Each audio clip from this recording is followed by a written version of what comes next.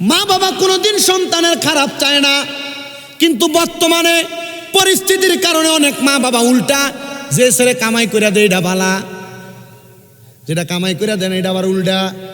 আবার অনেক প্রবাসীদের ক্ষেত্রে একটু উল্টা হয়, ছেলে বড় ছেলে বিদেশ গেছে, 10 বছর বিদেশ করে আসছে, মা বাবার কাছে টাকা পাঠাইছে, বাড়িতে বিল্ডিং বানাইছে, সুন্দর বিল্ডিং, বিল্ডিংয়ের মালিক শুরু হতে আছে না নাই? অনেক প্রবাসীরা দেশে আসার পরে তার কাছে আর কোনো টাকা থাকে না, সম্বল থাকে না। যদি জিগায় মা বাবা টাকা দিয়ে পাঠাইছি কই, বলে সংসারে খরচ হয়েছে। এরপরে ফলা বিদেশ থেকে আইয়া খরচের হিসাব চাইলে আর হিসাব নাই। যদি আবার বেশি হিসাব টোয়ায় কয়, দেখ মা বাবার উপর দিয়া কথা কয় না রে। মা বাবা ইনসাফ করবেন, ইনসাফ করবেন, ইনসাফ করবেন। এই ইনসাফের কারণে আল্লাহ তাআলা 1 নাম্বার আপনার হাতের আঙ্গুলি কাটবে, 2 নাম্বার আপনার জিহ্বা কাটবে, 3 নাম্বার আপনার চোখের মধ্যে গরম রড দিয়ে দিবে।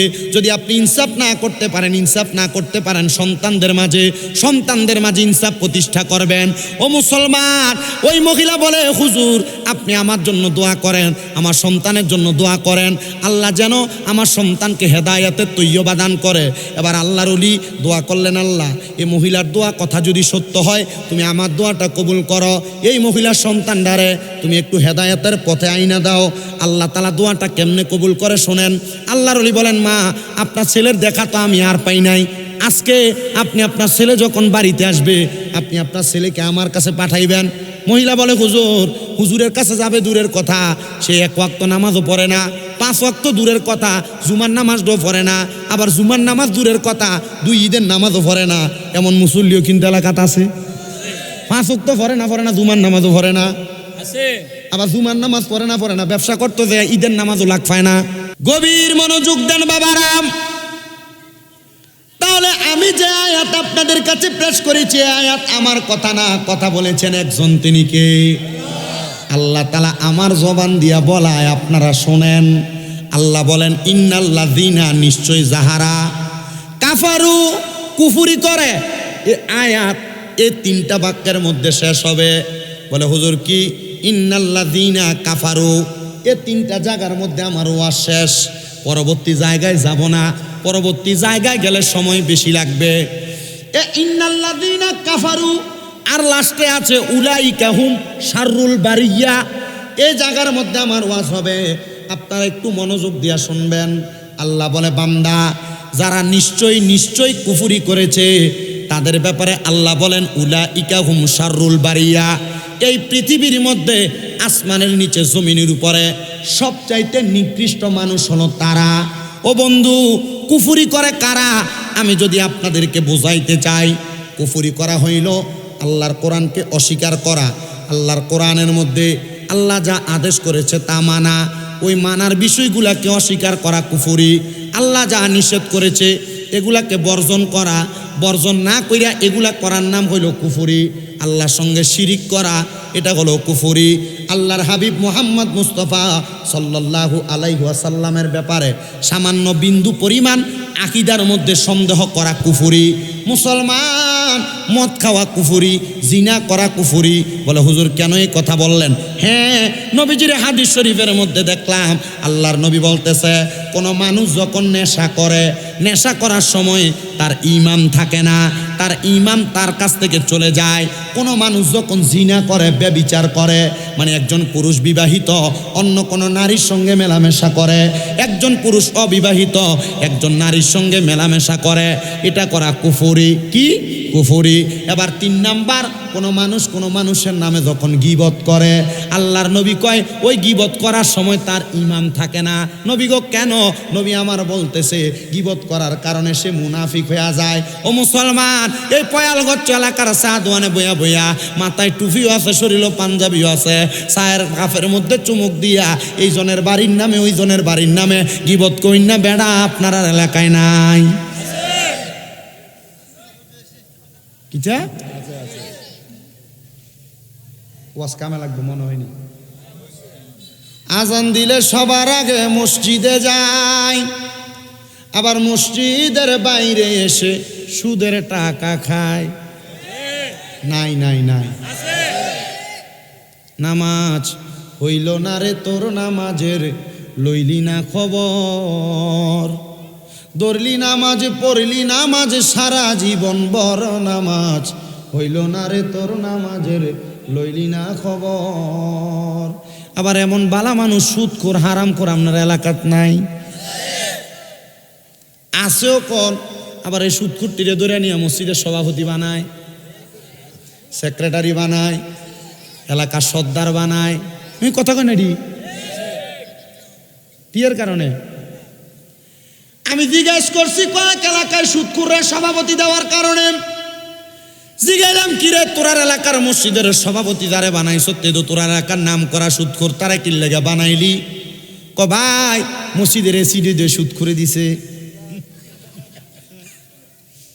মসজিদের মুয়াজ্জিনের বেতনে সুদ করে দেয়, ভাই মসজিদের সামনের কাতারের টাইসে সুদ করে দিছে, জন্য বেডারে সভাপতি বানাইছে, ভাই মসজিদের যে কার্পেট গুলা লাগবে এটি আমরা সেক্রেটারি দিছে, বেটা সুদ করে লাগে সেক্রেটারি। কিরে গিবতকারীরে কেন তুমি তোমার এলাকার সর্দার বানাইলা? তেনে এই জায়গার কত ওই জায়গায় লাগাই। জানোস না বেটা তার যে টাকার একটা ডিমান্ড আছে, একটা ধমক দিলে মানুষের কথা শুনে। কথা কয় না কেন? আল্লাহর নবী রাহমাতুল লিল আলামিন নবী মুসনাদে আহমদের একটা হাদিস শরীফের মাধ্যমে জানিয়ে দেয়, হে নবীর উম্মতের দলেরা, কোন মানুষ যদি যাই না শুই না কোনো হারামখোরের সাথে, কোনো গীবতকারীর সাথে, কোনো কুফরি করনেওয়ালা কাফেরের সাথে সম্পর্ক রাখে, আল্লাহর কসম তার সঙ্গে সম্পর্ক রাখার কারণে ওই ব্যক্তি তার দরা ছোঁয়ার মধ্যে থাকবে, মানে তার খাসিয়ত তার মধ্যে কায়েম হয়ে যাবে। নবী আমার বলে উম্মত কিয়ামতের পূর্বে এমন একটা অবস্থা হবে আমার উম্মতের মধ্যে একটা উম্মত বাদ থাকবে না যে তারা সুদের সাথে সংযুক্ত না। বলো হুজুর কেন? নবীজি রাহমাতুল লিল আলামিন নবী আপনার কাছে জানতে চাই, আপনার অনেক মুমিন উম্মত থাকবে তারাও কি সুদ খাইব? নবী কয় যদিও সুদ না খায়, রাস্তা দিয়ে হাইটা যাওয়ার সময় সুদখোরের গায়ের বাতাস তারার লগে লাগবে। নাউজুবিল্লাহ কোন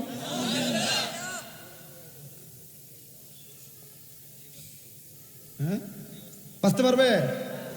হয় সুদ খায়, না সুদ দেয়, না শিক্ষিত মানুষ সুদের স্টেম লিখা দেয়, খাইয়া দে গুনাহ পাইছে, লইয়া দে গুনাহ লইছে, স্টেমটা লিখা দেওয়ার কারণে সেম গুনাহ।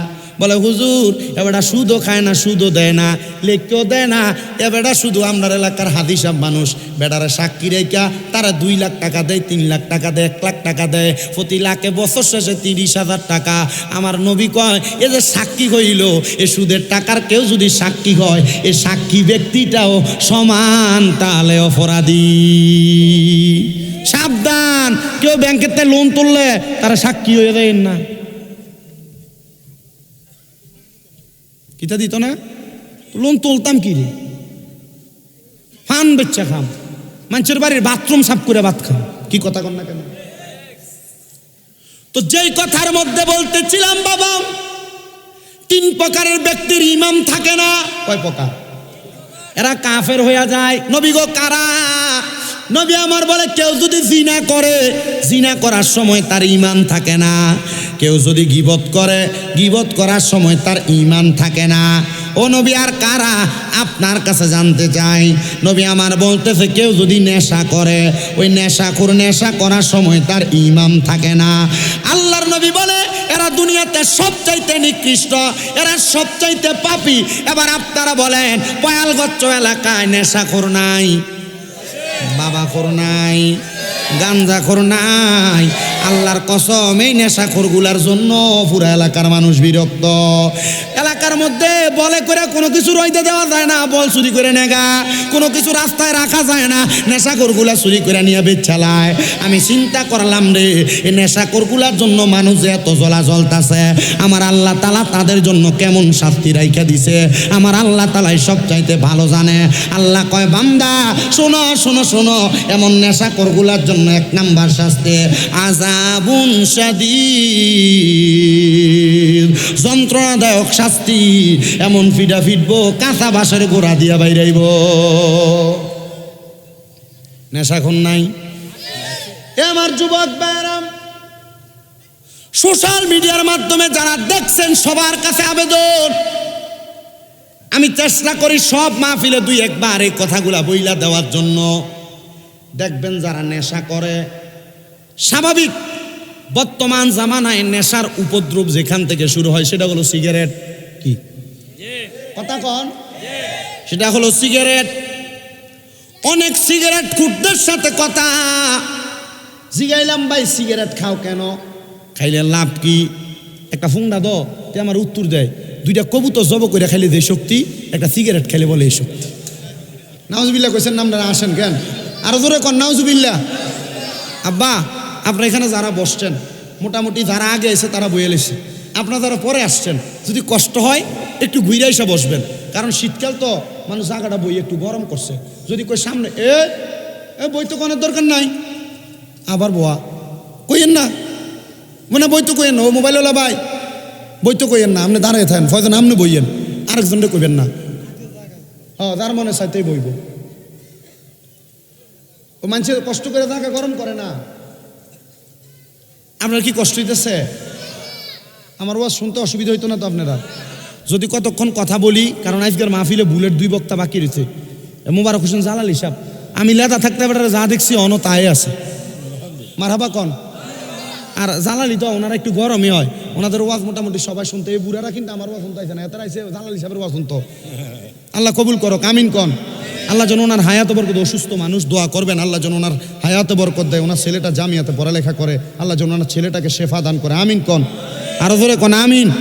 এরপরে এখানে তো আজকের মাহফিলে যিনি প্রধান অতিথি, আপনাদেরই এলাকার গৌরব, যিনি অলিতলা লতিফিয়া দরবার শরীফের পীর সাহেব হুজুর কেবলা মুফতি কাজী গোলাম মহিউদ্দিন লতিফি বারাকাল্লাহু ফি হায়াতি, ওনারা কিন্তু দেশ বিদেশে প্রেম বিলাইতেছে, ওনাদের মাধ্যমে ইসলামের মূল কাজ হইতেছে, ওনাদের মাধ্যমে হক্কানি রব্বানি ওলি এবং পীর চিনা যাইতেছে। আল্লাহ তাআলা হুজুরের হায়াতে বরকত দাও। এত আস্তে আমিন কইছেন কিপটেমি কইরা, আর জোরে কন আমিন। তো সিগারেট খুরের উত্তর কি?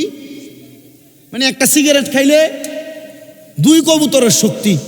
আমি কইলাম তুই এই সিগারেট খানা শিখছ কার কাছে?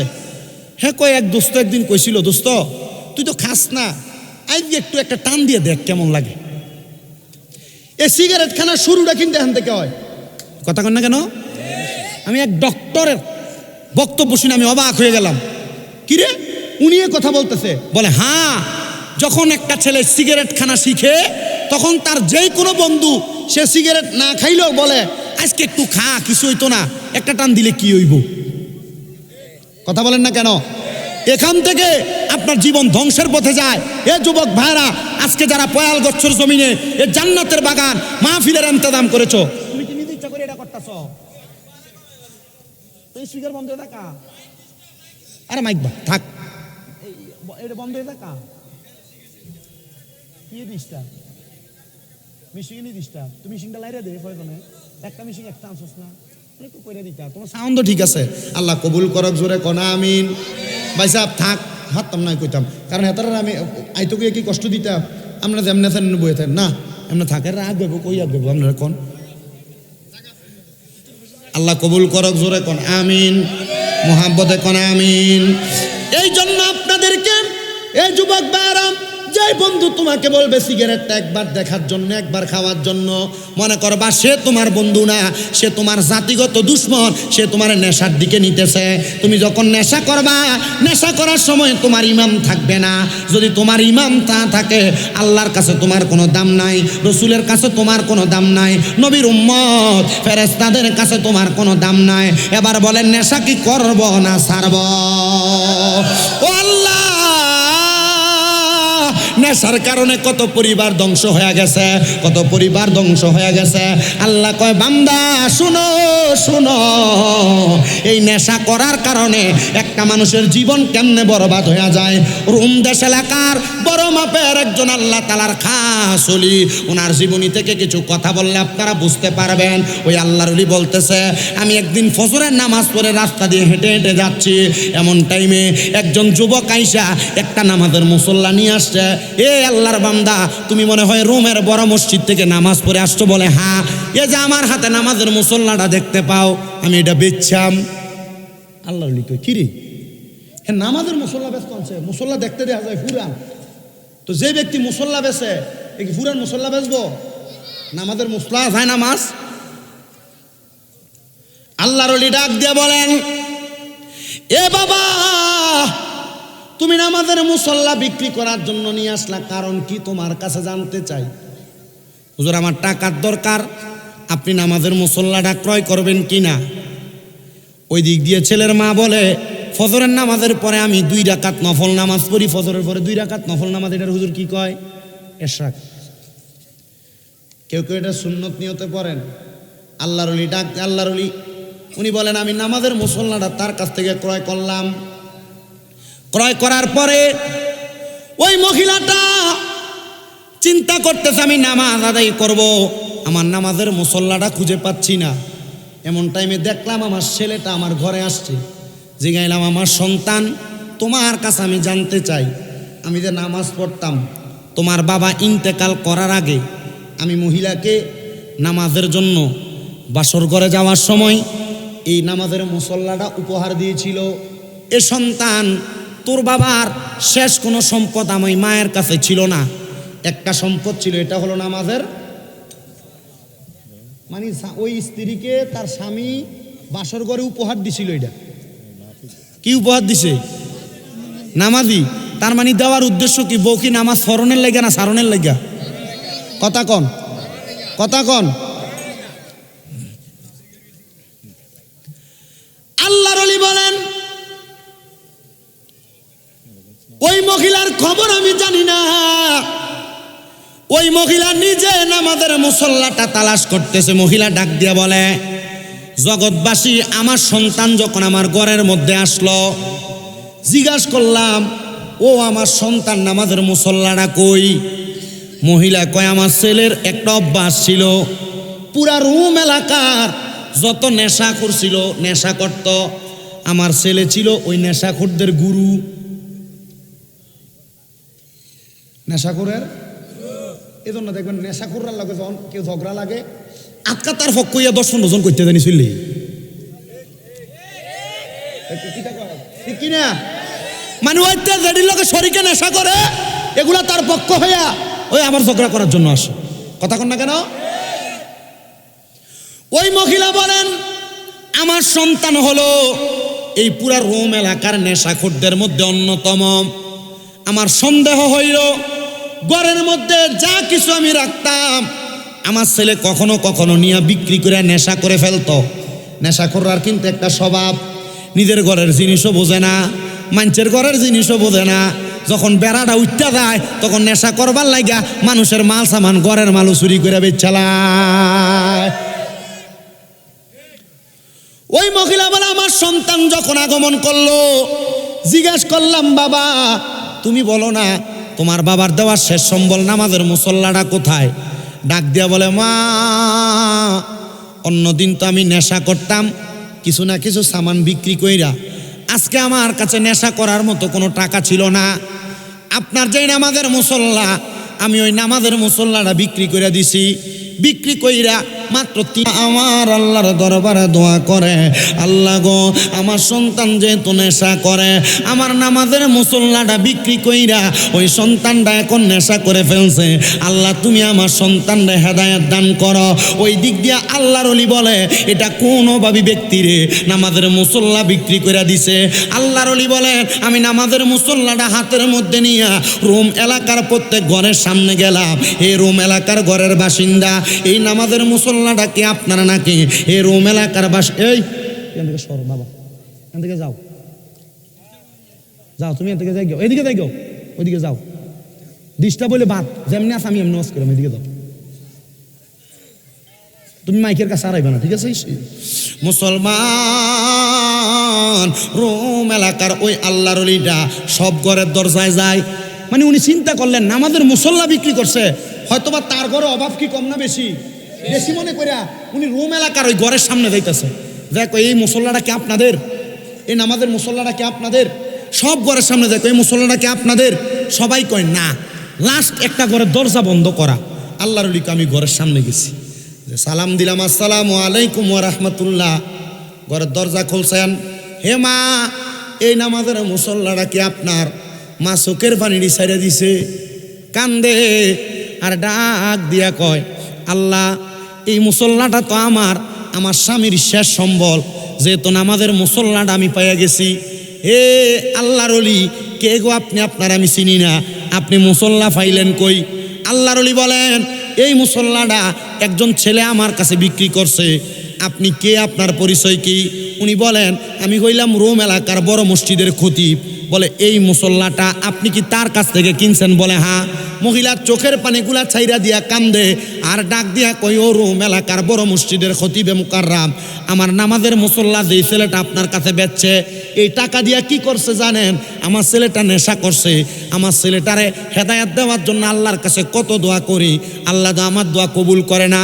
হুজুর, আপনি যে তো বড় মসজিদের খতিব, আমি জানি ইন্না রহমাতাল্লাহি করিবুম মিনাল মুহসিনিন, নিশ্চয়ই আল্লাহ তাআলা রহমত পাওয়া যায় যারা আল্লাহর মুহসিনিন বান্দা, নেককার বান্দা, সলে বান্দা, নামাজি বান্দা।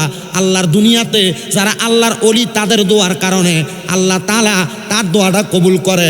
তার কাছে গেলে আল্লাহর রহমত পাওয়া যায়। হুজুর, আপনি তো বড় মসজিদের খতিব, আপনি যদি দোয়া করেন আল্লাহ তাআলা আপনার দোয়া কবুল করবে। আপনি চান না আমার ছেলেটারে নিয়ে আপনি একটু হেদায়েত করতেন পারেন? জোরে কোন মারহাবা। মা বাবা কোনোদিন সন্তানের খারাপ চায় না, কিন্তু বর্তমানে পরিস্থিতির কারণে অনেক মা বাবা উল্টা, যে ছেলে কামাই করে দেয় এটা ভালা, যেটা কামাই করে দেন এটা আবার উল্টা। আবার অনেক প্রবাসীদের ক্ষেত্রে একটু উল্টা হয়। ছেলে, বড় ছেলে বিদেশ গেছে, 10 বছর বিদেশ করে আসছে, মা বাবার কাছে টাকা পাঠাইছে, বাড়িতে বিল্ডিং বানাইছে, সুন্দর বিল্ডিং, বিল্ডিংয়ের মালিক শুরু হতে আছে না নাই? অনেক প্রবাসীরা দেশে আসার পরে তার কাছে আর কোনো টাকা থাকে না, সম্বল থাকে না। যদি জিগায়, মা বাবা টাকা দিয়ে পাঠাইছি কই? বলে, সংসারে খরচ হয়েছে। এরপরে ফোলা বিদেশ থেকে আইয়া খরচের হিসাব চাইলে আর হিসাব নাই। যদি আবার বেশি হিসাব টোয় কয়, দেখ মা বাবার উপর দিয়া কথা কয় না রে। মা বাবা ইনসাফ করবেন, ইনসাফ করবেন, ইনসাফ করবেন। এই ইনসাফের কারণে আল্লাহ তাআলা 1 নাম্বার আপনার হাতের আঙ্গুলি কাটবে, 2 নাম্বার আপনার জিহ্বা কাটবে, 3 নাম্বার আপনার চোখের মধ্যে গরম রড দিয়ে দিবে।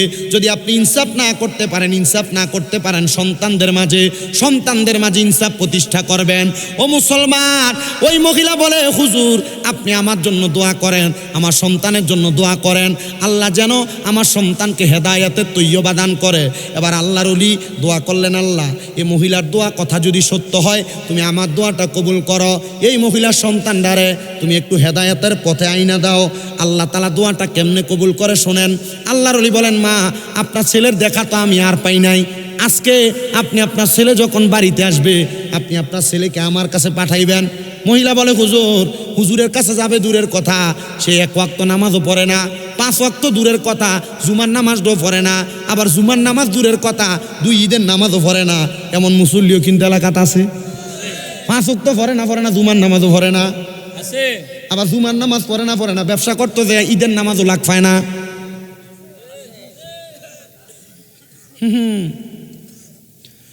মহিলা বলে, হুজুর আমার সন্তান এ মসজিদে যাবে দূরের কথা, এত কোনো নামাজের কথা শুনতে পারে না, সে নেশা করতে পাগল।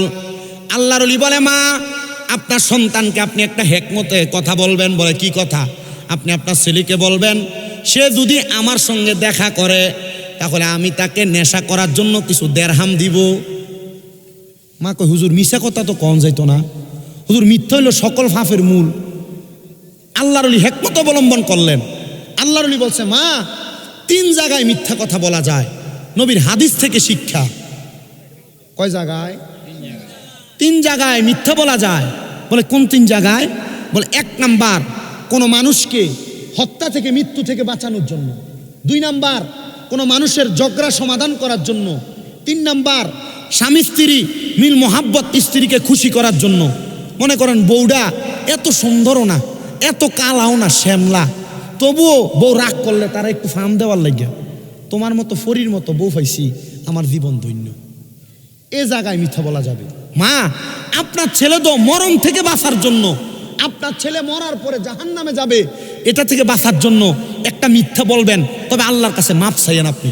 বলে, ঠিক আছে হুজুর আপনার কথাই সত্য, আমি মাপ চামু, আর আমি আমার সন্তানরে এই কথা বলে আপনার কাছে পাঠাবো। জোরে কোন মারহাবা। মা জননী বলেন, প্রত্যেক দিন আমার সন্তান ঘরের মাল ফাসাদ বিক্রি কইরা নেশা করে, কিন্তু পরের দিন সকালবেলা যখন নেশা করার জন্য আমার ঘরে কিছু খোঁজ করতেছে, কিছু পায় না। নেশা করব কি দিয়ে? আমি আমার ছেলেরে কইলাম, ফুত এদিকে আসো, তুমি তো নেশা করার জন্য মাল সামান খুঁজতেছ, তুমি টাকা পাইতেছো না, মাল সামান পাইতেছো না। এ বাবা মনে রাখ, তুই যদি তোর নেশা করার জন্য টাকা চাস, রোম এলাকার বড় মসজিদের খতিব, ওনার কাছে যা, যে বলবি আমার মা আপনার কাছে পাঠাইছে আমার কিছু দেড়হাম দেওয়ার জন্য, আমার মা আপনার কাছে পাঠাইছে। মা সত্যি? বলে হ্যাঁ।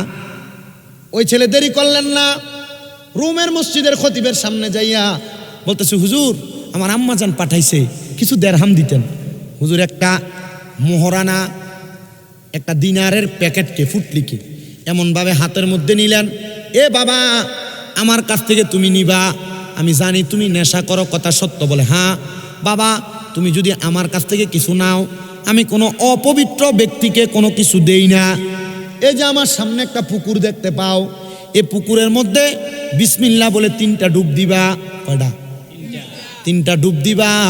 দেখবা এই ডুব দেওয়ার পরে আমি তোমার এই মোহরগুলা, মোহরানাগুলো আমি তোমাকে দিব। ছেলেকে, হুজুর আপনার কাছে যে মোহর দেখা যায়, এখানে তো 1-2 মোহর না, একটা পুটলির ভিতরে অনেক মোহর থাকে। হুজুর ঠিক আছে আমি যাচ্ছি। ছেলে গেছে, বিসমিল্লাহ বলে 3 ডুব দিলে, একটা কথা, একটা মাসালা সাবেত নিয়ে যান, বিসমিল্লাহ বলে 3 ডুব দিলে বা বিসমিল্লাহ বলে 3 বার মাথায় পানি ডাললে একটা মানুষের শরীর পবিত্র হয়। তবে আপনারা যারা এখানে বসছেন, যুবক ভাইয়েরা, মুরব্বী বাবারা, পর্দার অন্তরালে যেই মা বোনেরা শুনছেন, আপনারা যারা গোসল করেন কিন্তু গোসলের ওযু করেন না, গোসলের ফরজ আদায় করেন না, মসজিদে নামাজ পড়েন, আপনার শরীর যখন অপবিত্র হয় অথবা আপনার গোসল যখন ফরজ হয়, তখন আপনার এই কর্মগুলোর কারণে, মানে গোসলের ফরজ না আদায় করার কারণে আপনার শরীর অপবিত্র থাকে, তখন আপনার ইবাদত কবুল হয় না। এজন্য মনে রাখবেন, ইবাদত কবুল হওয়ার প্রধান শর্ত হালাল খাওয়া, দ্বিতীয় শর্ত পবিত্রতা অর্জন করা। তা আপনি যদি ফরজ গোসল যেটা হয় আপনাদের, তখন যদি আপনি পবিত্র না হন, আপনি তো ধুরুম করে পানি ঢালেন, মনে করেন গোসল হয়ে গেছে। জি না, 1 নাম্বার ভালোভাবে কুলি করা, 2 নাম্বার নাকে পানি দেওয়া, 3 নাম্বার সমস্ত শরীর ধৌত করা। তো ফরজ গোসল যেটা, সেটার নিয়ম কি? সর্বপ্রথম আপনি আপনার ডান হাতে পানি নিয়ে বাম হাত দ্বারা আপনার অপবিত্র অঙ্গটাকে ভালো করে পরিষ্কার করে নেবেন। 2 নাম্বার ভালোভাবে কুলি করবেন। 3 নাম্বার নাকে পানি দিবেন। 4 নাম্বার আপনার ডান কাঁধের ভিতরে 3 বার পানি দিবেন, বাম কাঁধের ভিতরে 3 বার পানি দিবেন, তারপর মাথায় পানি ঢালবেন। এইভাবে ফরজ গোসল আদায় করবেন। আর নচেত আপনি আজীবন গোসল আর ওযু করবেন, পবিত্র হবেন না। মুসলমান, এটা একটা মাসালা সাবেত করলাম, মনোযোগ দেন। দ্বিতীয়ত, ওই মহিলার সন্তান বলে, হুজুর আমি গোসল করতাম, আপনি আমারে বলতেছেন? বলে হ্যাঁ গোসল করো, গোসল করলে কি পাইবা? মোহরানা পাইবা। ছেলে বলে আমি কথা মোতাবেক গোসল করে ফেললাম।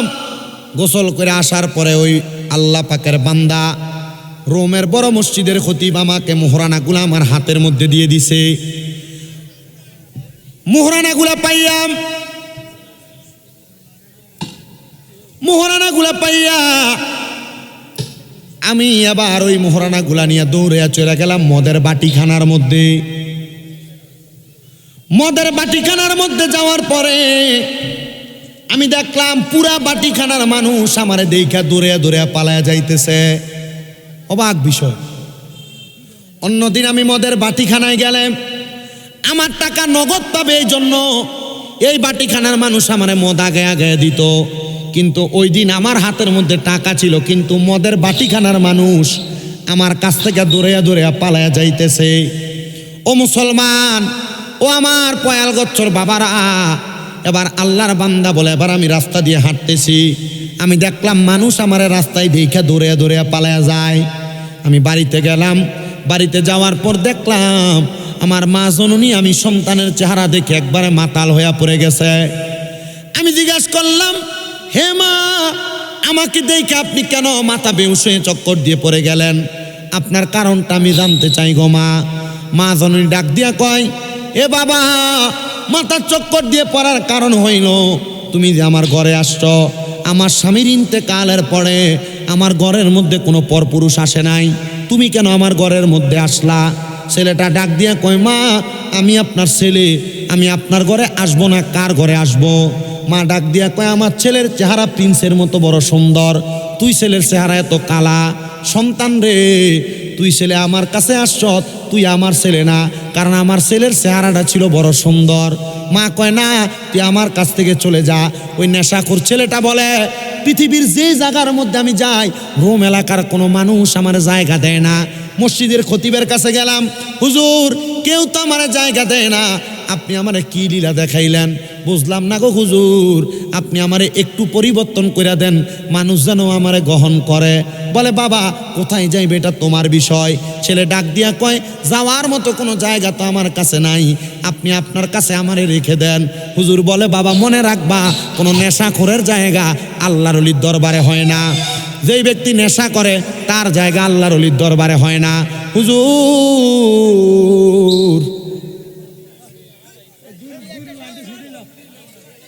কমিটি আছে ভাই, এতারা কিতা করবে?